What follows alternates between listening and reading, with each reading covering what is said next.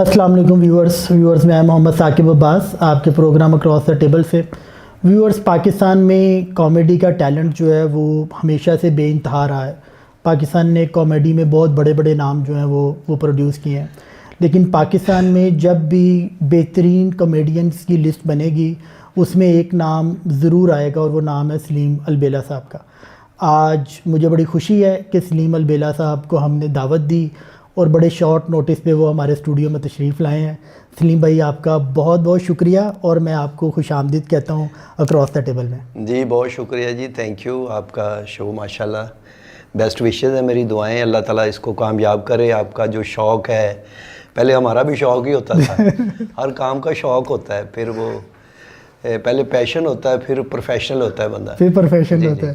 सलीम भाई, कभी स्टेज पे परफॉर्म करते ये हुआ है कि कभी किसी ऑडियंस ने बड़ा टफ टाइम दिया हो? हाँ, पब्लिक बड़ी टफ आ जाती साढ़े तो अच्छी गल करने वाले भी विच कभी किहड़ी सब तो अच्छी गल तानू हुई कि तानू वो गल का जवाब नहीं आया कि यार पब्लिक चो कोई ऐसी गल आ गई तानू? नहीं, फैसलाबाद च बहुत होंदियां। फैसलाबाद बीटी बड़ा ना, फैसलाबाद च उदों ड्रामा जिहड़ा भी करन जांदा सी ना, उत्थे मोहर लगदी सी कि वाकई ये आर्टिस्ट है या नहीं। अच्छा, वो गल उत्थे वैसे ही बड़ी हुंदी है फैसलाबाद च। ते उत्थे काफ़ी हुंदियां थिएटर ते मैं गया तो एक बंदा कहंदा, ओ यार कुछ खाया कर, अपना मुँह वेख, कहंदा कवर कड्ढण वाली चम्मच हुंदा वो कुछ ना कुछ कह देंदे उत्थे। लेकिन वो फैसलाबाद वाकई हुण ते थिएटर थोड़ा जिहा अपनी डगर तो हट गया, 2020 हो गया सारा ही। 2020 हो गया। ਇਹ ਜਿਹੜਾ ਡਗਰ ਤੋਂ ਹਟਿਆ ਹੈ, ਇਹ ਤੁਹਾਨੂੰ ਕੀ ਲੱਗਦਾ ਹੈ ਕਿਉਂ ਇਹ ਡਗਰ ਤੋਂ ਹਟਿਆ? ਕਿਉਂਕਿ ਮੈਨੂੰ ਯਾਦ ਹੈ ਕਿ ਇੱਕ ਟਾਈਮ ਪੀਰੀਅਡ ਹੈਗਾ ਸੀ ਕਿ ਤੁਸੀਂ ਸਟੇਜ ਦਾ ਡਰਾਮਾ ਆਪਣੀ ਫੈਮਿਲੀ ਦੇ ਨਾਲ ਬੈਠ ਕੇ ਘਰ ਵੀ ਦੇਖ ਸਕਦੇ ਸੀ। ਬਿਲਕੁਲ। ਥੀਏਟਰ 'ਚ ਵੀ ਲੋਕ ਆਪਣੀ ਫੈਮਿਲੀਜ਼ ਲੈ ਕੇ ਗਏ ਹੁੰਦੇ ਸਨ ਸਟੇਜ ਦਾ ਡਰਾਮਾ ਦੇਖਣ। ਲਾਹੌਰ 'ਚ ਇੱਕ one of the main entertainment ਹੁੰਦੀ ਸੀ ਕਿ ਯਾਰ ਅਸੀਂ ਨਾ ਸਟੇਜ ਦਾ ਡਰਾਮਾ ਦੇਖਣ ਜਾਣਾ। ਇਹ ਜਿਹੜੇ ਸਾਰੇ ਹਾਲਾਤ ਚੇਂਜ ਹੋਏ ਕਿ ਲੋਕਾਂ ਨੇ ਸਟੇਜ ਦੇ ਵੱਲ ਦੇਖਣਾ ਹੀ ਸ਼ੁਰੂ ਕਰਤਾ, ਖਾਸ ਤੌਰ 'ਤੇ ਫੈਮਲੀਜ਼ ਦੇ ਨਾਲ, ਇਹਦੀ ਕੀ ਰੀਜ਼ਨ ਬਣੀ? ਅਦਾਕਾਰ ਵੀ ਉਹੀ ਨੇ, ਮਤਲਬ ਕਿ ਜਿਹੜੇ ਅਦਾਕਾਰ ਉਦੋਂ ਅੱਛਾ ਕੰਮ ਕਰ ਰਹੇ ਸਨ ਉਹ ਅਦਾਕਾਰ ਬਾਅਦ 'ਚ ਹਜੇ ਵੀ ਮੌਜੂਦ ਨੇ, ਜਾਂ ਤਾਂ ਉਹਨਾਂ ਨੇ ਸਟੇਜ ਛੱਡ ਦਿੱਤਾ, ਉਹਨਾਂ ਨੇ ਆਪਣੀ ਸਪੇਸ ਹੋਰ ਲੋਕਾਂ ਨੂੰ ਦੇ ਦਿੱਤੀ ਜਿਨ੍ਹਾਂ ਨੇ ਸਟੇਜ ਨੂੰ ਉਸ ਤਰ੍ਹਾਂ कैरी नहीं किया? तुसी इन्हू किस तरह देखते हो? नहीं, उस पे ना राइटर गायब हो गया, राइटर उन्होंने गायब कर दिया। डायरेक्टर जो मेन डायरेक्टर होता है ना वो गायब कर दिया। आर्टिस्टों ने खुद ही जिम्मेदारी ले ली कि मैं करा लूँगा ड्रामा, कोई बात नहीं, वो ड्रामा कर लेते हैं, वो कर ले। वन लाइन पे आ गया ड्रामा। ड्रामे का एक स्क्रिप्ट होता था जिसको हम 15 दिन याद करते थे, उस करैक्टर को, उसके अंदर बातें बनाते थे, फिर वो फैमिली पे प्ले होते थे सारे, जो मैंने सेल साहब के साथ किए हैं, वो बड़े लोगों ने देखे हैं वो ड्रामे। तो अब वो ड्रामा वन लाइन पे आ गया।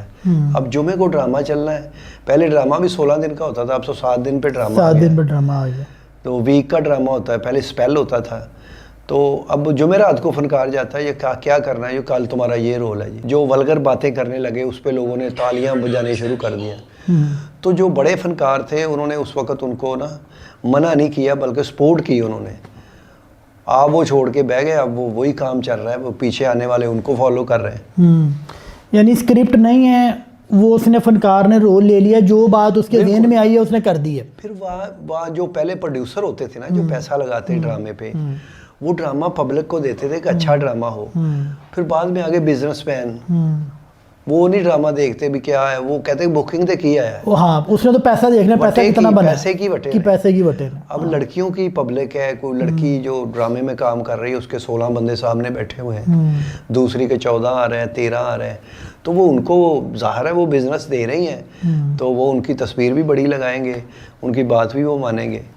हालांकि अब भी थिएटर पे आज जितने लड़के हैं, क्लैप इनको ही होती है, पब्लिक इनको ही सुनना आती है, लेकिन वो औरतों ने जो फीमेल है उन्होंने ड्रामा अपने अंडर कर लिया है, वो डोमिनेट कर गए ड्रामे के ऊपर। तो सलीम भाई, आपने अपने उस ज़माने में जब आप सुहेल अहमद साहब के साथ, अमानुल्लाह साहब के साथ, इनके साथ काम कर रहे थे, आप सबसे ज़्यादा इंजॉय किसके साथ करते थे काम करने में? मैं अमानुल्लाह साहब, सुहेल अहमद साहब, क्योंकि सुहेल अहमद साहब जो थे ना वो प्योर फैमिली ड्रामा करते थे। अच्छी बात है, तो जो अच्छी बात करता था उनको वो एप्रिशिएट भी बहुत करते थे।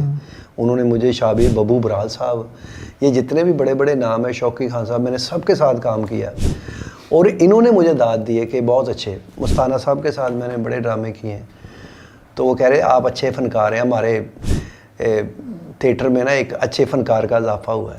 कोई तो मुझे 35 साल तो हो गए काम करते 35 हुए, साल लेकिन हो अभी भी गए। लगता है कुछ नहीं किया। कोई ऐसी दाद मिली आपको किसी अपने साथी से जो आपको आज तक याद रह गई, जो ऐसा फिक्रा आपकी परफॉर्मेंस पे किसी ने बोला हो कि जो होता है ना बंदे के नक्श हो गया कि यार ये। हाँ एक है, मैं उकाड़ा में लोकल ही था, तो ड्रामा था एक सौरे घर जवाई, उसमें कौडू साहब थे, जावेद कौडू साहब। उस वक़्त उनका तूती बोलता था, उनका वो ड्रामा चलता था, वो एक सर्कस का ड्रामा था, 1 रुपया 1 रुपया। उसमें कौडू हिना हाँ, थी, बिल्कुल वो सड़कें बंद हो जाती जब सर, ड्रामा बिल्कुल, लगता या, था। तो उस वक़्त कौडू साहब को, तो कौडू साहब ने कहा था कि एक दिन आएगा तो भी फनकार बहुत बड़ा बनेगा। फिर एक हमारे आर्टिस्ट हैं हसन मुराद साहब, उन्होंने मुझे साइन करके उस वक़्त 50 रुपए दिए थे, कहना ये खर्चने नहीं आपने अपने पास रखें, एक दिन आएगा तो ये तुमने मुझे दिखाने ज़रूर है। तो वाकई उन्होंने ना वो जो उस वक़्त कहा था वो अल्लाह ताला ने फिर वो पूरा भी कर दिया। आपकी स्टेज से फिर जब आप टीवी पे मूव हुए हैं, क्या रीज़न बनी? टीवी पे मुझे लेके जाने वाले अमानुल्लाह साहब हैं। अच्छा। क्योंकि मेरे उस्ताद अलबेला साहब हैं, क्योंकि मेरा नाम सलीम अलबेला है ना, तो अलबेला साहब का मैं बाकायदा शागिर्द हुआ था। मैं अमान साहब का ही होने गया था, वो कहता आप अलबेला साहब के हो जाएं क्योंकि मेरे उस्ताद भी वही हैं। अच्छा। तो ऐसे ना हम पीर भाई बन जाएंगे दोनों। पता नहीं उन्होंने अपनी जान छुड़ाई है। तो मैंने अलबेला साहब ने कहना बेटा मैं नाम तो दे सकता हूँ, काम तू मेरे नाम की लाज रख लेगा? मैं कहा ये कोशिश है, आप दुआ कर दें। कहना हाँ ये बात है, कहना बड़े जो है ना सिर्फ दुआ देते हैं, काम कोई नहीं देता, काम तुमने खुद ही करना है, जो तुम्हें आता होगा वो खुद ही बन जाएगा, अगर नहीं है तो नहीं। और फिर वो काफ़ी ड्रामे हमने किए इकट्ठे। ये जब हम कहते हैं कि हम शागिर्द हो गए अलबेला साहब के, तो इसमें जब शागिर्द आप हो जाते हैं, वो आपको कोई काम सिखाते हैं, कोई डायलॉग डिलीवरी सिखाते हैं, या कोई बात कहते हैं कि आपने बात किस तरह करनी है, या वो आपको अपने साथ बस ड्रामे में अटैच कर लेते हैं और उसके साथ साथ आपको ट्रेन करते जाते हैं? ये शागिर्द होने का थोड़ा मतलब समझाएं। नहीं पहले जो था ना, पहले लोग जो थे शागिर्द होते थे वो कायदा फॉलो करते थे उस्तादों के, उनके उन्होंने मतलब जो उनकी खिदमत की होती थी उसका सिला भी मिलता था। वो जब थिएटर पे जाते थे तो वो साथ होते, शागिर्द साथ होता है। तो उस वक्त तो अल हमरा में अंदर हमारे जैसा बंदा जा ही नहीं सकता था। तो जो शागिर्द होता था वही था, उसके पास ही उनकी चीज़ें होती थी, कपड़े पकड़ाओ, जूता रखो, साजिए, वो फिर पर्दे से देखता था उनको और फॉलो करता था। तो बाकायदा उस्ताद बताते भी थे कि बेटा इस बात को इस जगह पे अगर करें ना तो ज़्यादा आपको लाफ्टर हो या क्लैप हो। ज़ाहिर है उन लोगों का तजर्बा था।